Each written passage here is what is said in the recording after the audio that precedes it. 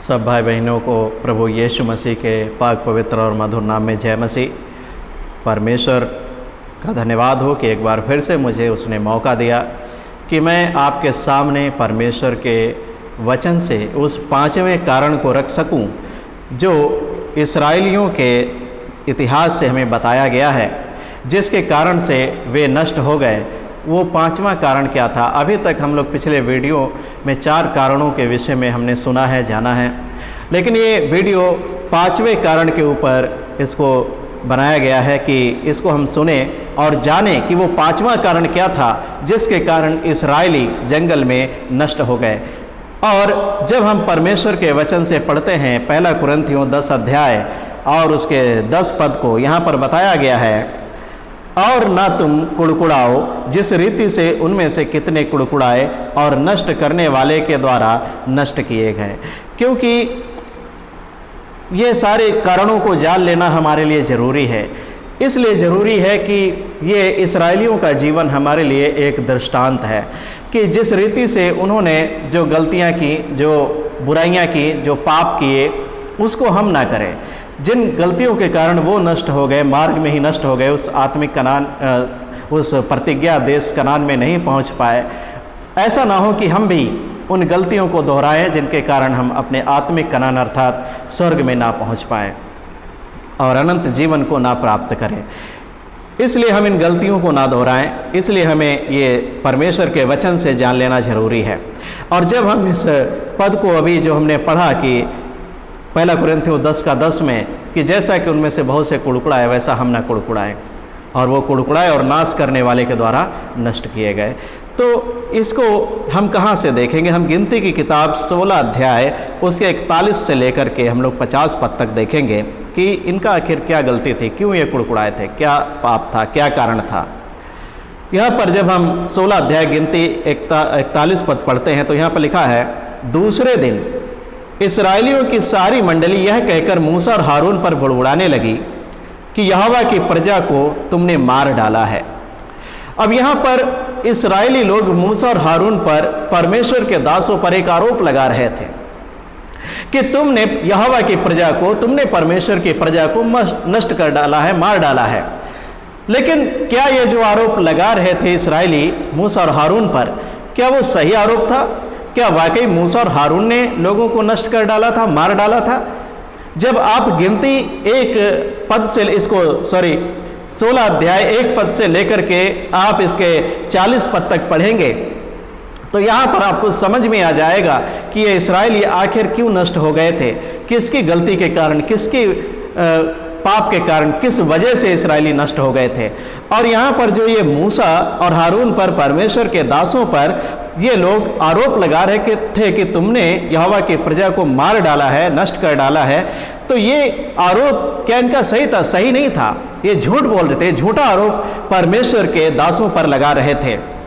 और ये बहुत ही खतरनाक बात होती है कि जब हम परमेश्वर के चुने हुए, उनके अभिषिक्त दासों पर हम झूठे आरोप लगाते हैं या हम उनकी निंदा करते हैं, हम उनकी बुराई करते हैं। मैं सब दासों की बात नहीं कर रहा हूँ, मैं परमेश्वर के चुने हुए अभिषिक्त दासों की बात कर रहा हूँ। और ये आपकी जिम्मेवारी है कि आप देखिए कि इतने सारे जो परमेश्वर के दास कहलाते हैं, पास्टर कहलाते हैं, भविष्यवक्ता कहलाते हैं, कोई अपने आप को प्रेरित कहता है, कोई रेवरन है, कोई पास्टर है, कोई पता नहीं क्या क्या है। आप उनमें से आप चेक करो, जांचो कि कौन परमेश्वर का दास है, कौन नहीं है। और ये आप तभी जान पाओगे जब आप परमेश्वर के वचन को पढ़ोगे, पवित्र आत्मा से मांगोगे, पूछोगे। पवित्र आत्मा प्रभु आपको बताएंगे कि क्या सही है, क्या गलत है, कौन परमेश्वर का दास है, कौन नहीं। उनके फलों से तुम उन्हें पहचान लोगे। प्रभु यीशु मसीह ने मत्ती 7 अध्याय में 15 पद से लेकर के इस बात को बताया है कि तुम उनके फलों से तुम उन्हें पहचान लोगे कि वो प्रभु के दास हैं या भरमाने वाले हैं। और ये बहुत ही खतरनाक होता है कि जब हम परमेश्वर के चुने हुए दासों पर, अभिषिक्त दासों पर हम झूठे आरोप लगाते हैं, उनके विरोध में बोलते हैं, कुड़कुड़ाते और बुड़बुड़ाते हैं। ये बहुत ही खतरनाक होता है। मैं आपको बताता हूँ कि एक सेवक की भूमिका क्या होती है। आज हम लोग मूसा के द्वारा इस सेवक की भूमिका को समझेंगे कि आखिर लोगों के बीच में, परमेश्वर के सामने एक सेवक की भूमिका क्या होती है। एक तरफ परमेश्वर है और दूसरी तरफ परमेश्वर के लोग हैं और बीच में एक सेवक है। कोई भी प्रभु का सेवक, परमेश्वर का सेवक अपने आप से नहीं बन जाता। जब तक परमेश्वर उसे खड़ा ना करे, उसे यह अधिकार ना दे, उसे ना चुने, उसे अभिषिक्त ना करे, तब तक कोई भी यह अधिकार अपने आप से नहीं पा सकता। आज यही कारण है कि बहुत सारे लोग अपने आप को पास्टर कहते हैं, अपने आप को सेवक कहते हैं, प्रभु का दास कहते हैं, लेकिन जहाँ पर हम रहते हैं वहाँ पर जब हम अपने चारों और आसपास देखते हैं, ज़्यादातर लोग, उनमें से बहुत सारे लोग जिनको मैं जानता हूँ, परमेश्वर के वचन के विरोध में काम करने वाले हैं। इसलिए हमें जांचना जरूरी है कि कौन परमेश्वर का है, कौन नहीं। और एक सेवक की भूमिका क्या होती है। एक सेवक को परमेश्वर चुनता है अपने लोगों तक अपनी बात को पहुंचाने के लिए। जब हम बाइबल को पढ़ते हैं तो उत्पत्ति की किताब को जब हम पढ़ते हैं तो वहां पर लिखा हुआ है कि परमेश्वर ने सारी चीज़ों को बनाया। परमेश्वर इस दुनिया की सृष्टि करते समय, सारी चीज़ों को बनाने के समय उसने अकेले काम किया, पिता पुत्र पवित्र आत्मा ने काम किया। लेकिन उसके बाद जब हम देखते हैं परमेश्वर के वचन में, तो परमेश्वर ने जो कुछ भी इस धरती पर किया वह अपने दासों के साथ होकर के किया। परमेश्वर ने अपने दासों को बता करके किया। जैसा कि आमोस 3:3 में हम पढ़ते हैं, परमेश्वर के विषय में वहाँ पर लिखा है कि परमेश्वर अपने दास भविष्यवक्ताओं से बिना कुछ कहे, उन्हें बिना बताए, अपना भेद और मर्म प्रकट किए बिना कुछ भी ना करेगा। तो परमेश्वर अपने कार्य को, उत्पत्ति को छोड़कर जब उसने सृष्टि की रचना की, उसके बाद से लेकर के परमेश्वर अपने दासों के साथ होकर के काम करता आया। और परमेश्वर अपने लोगों को बचाने और छुड़ाने के लिए एक दास को खड़ा करता है, चुनता है, उसे अभिषेक करता है, उसे सामर्थ्य देता है।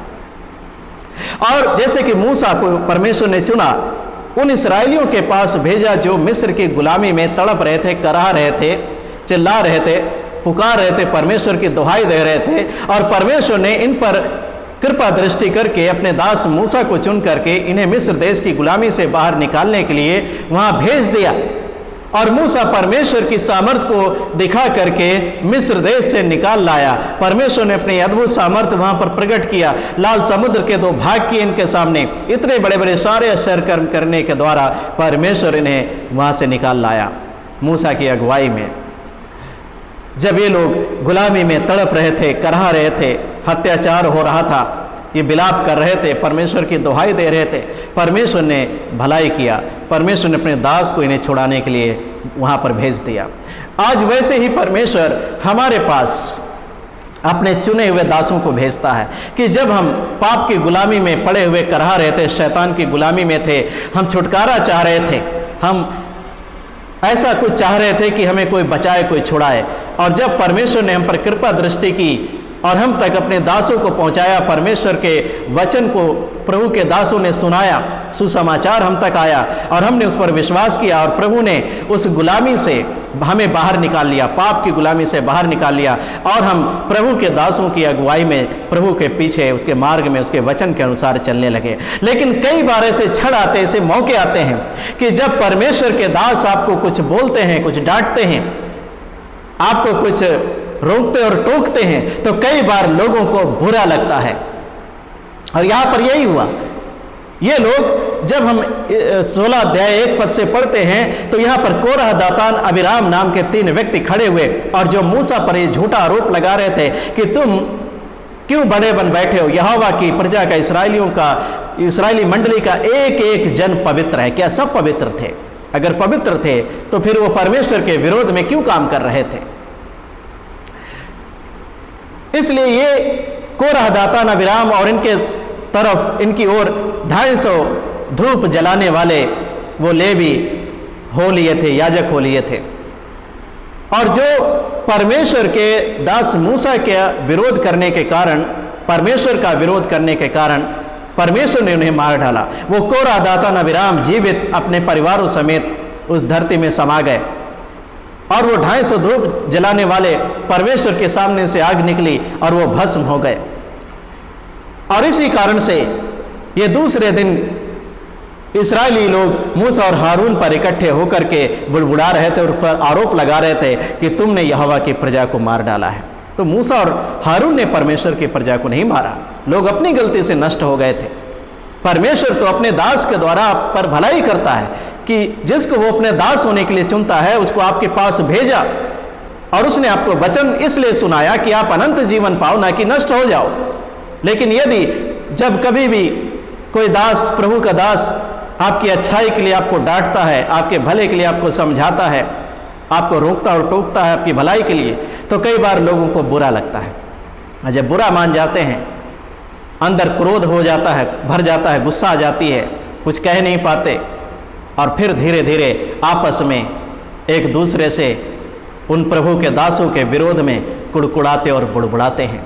और ये बहुत ही खतरनाक पाप है। एक दास की भूमिका क्या है?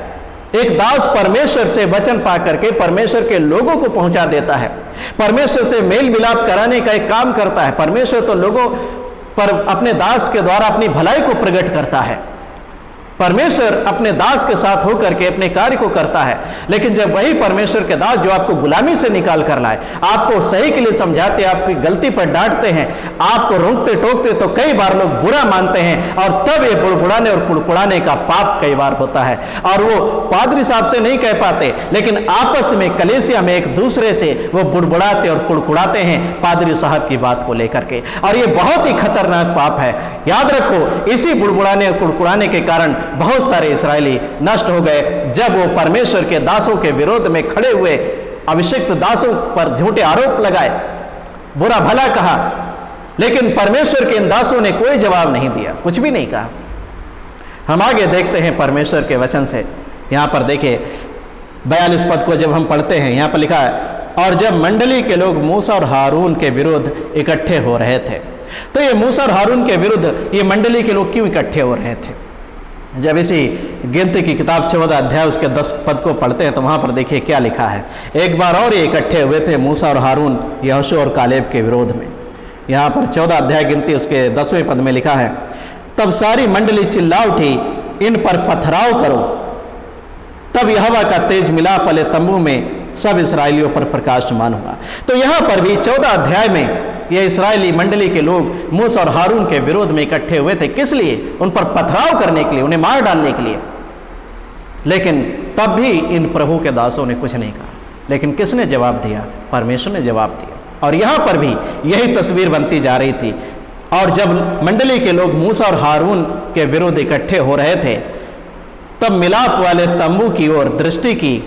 तब उन्होंने मिलाप वाले तंबू की ओर दृष्टि की और देखा कि बादल ने उसे छा लिया है और यहोवा का तेज दिखाई दे रहा है। जब ये मूसा और हारून के विरोध में ये सारे लोग, मंडली के लोग जमा हो रहे थे, परमेश्वर वहां पर मिलाप वाले तंबू में आ गया। और तब क्या हुआ? तब मूसा और हारून मिलाप वाले तंबू के सामने आए। तब यहोवा ने मूसा और हारून से कहा, क्या कहा? देखिए, जब लोग, मंडली के लोग इन परमेश्वर के दासों के विरोध में इकट्ठे हो रहे थे, विरोध करने के लिए, उन्हें मार डालने के लिए, पथराव करने के लिए, मूसा और हारून की क्या गलती थी?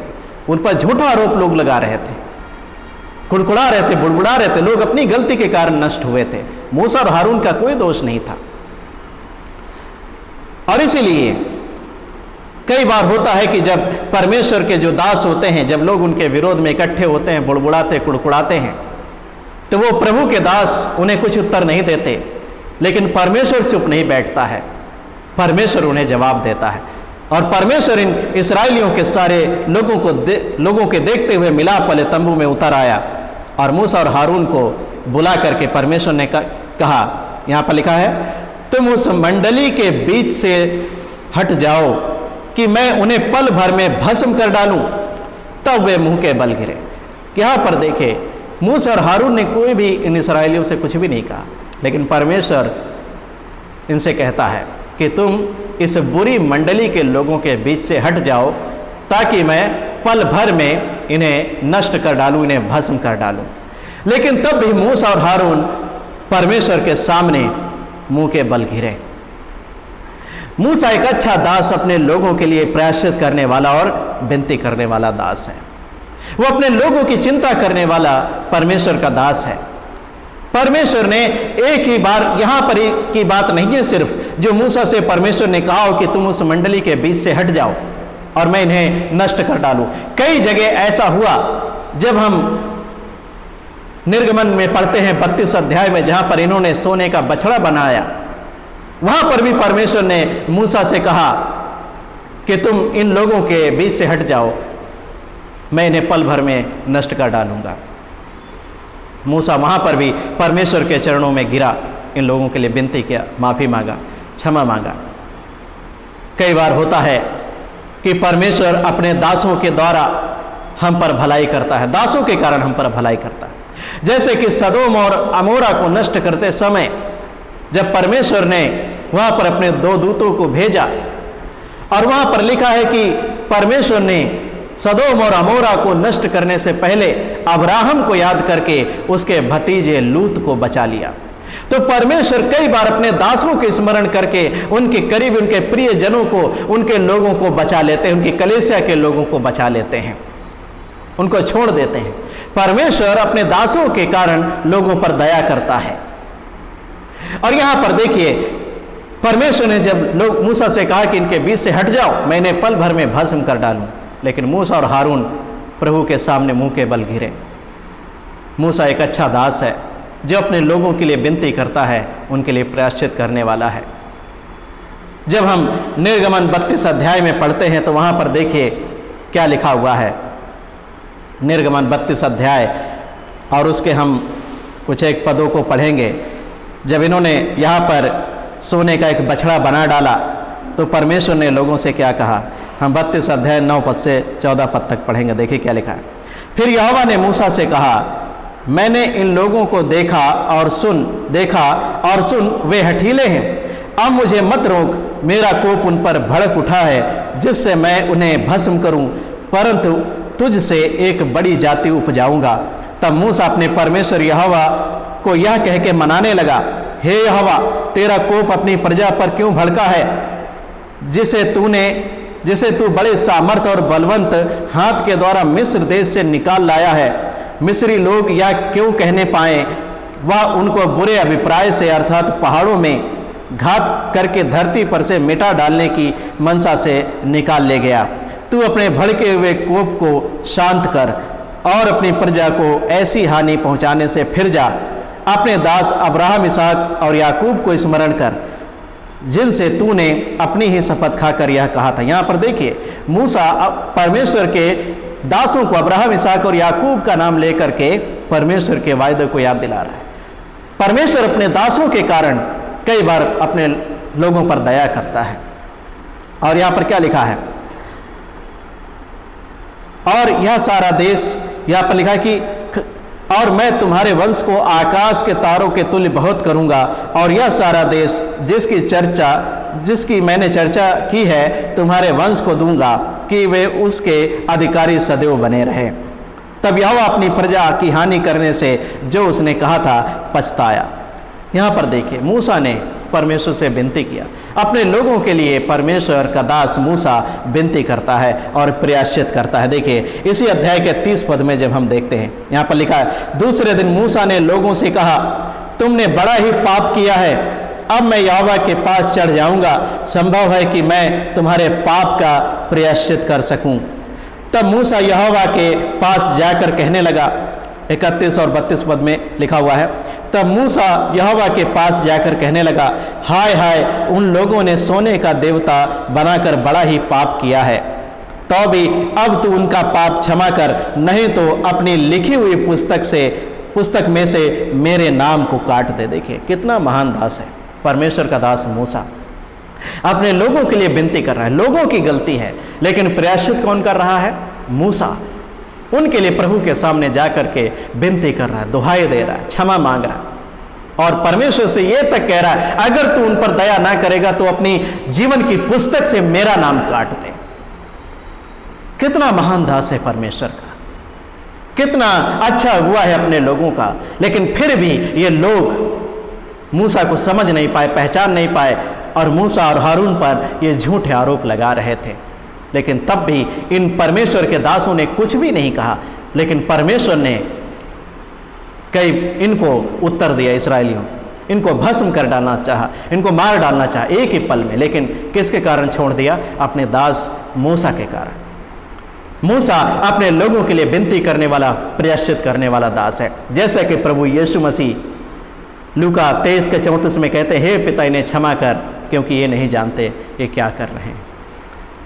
प्रभु यीशु मसीह ने अपने आप को परमेश्वर के सामने हमें बचाने के लिए, हमारे उद्धार के लिए उड़ेल दिया, और वह पापियों के लिए विनती किया कि हे पिता इन्हें क्षमा कर, क्योंकि ये नहीं जानते क्या करते हैं।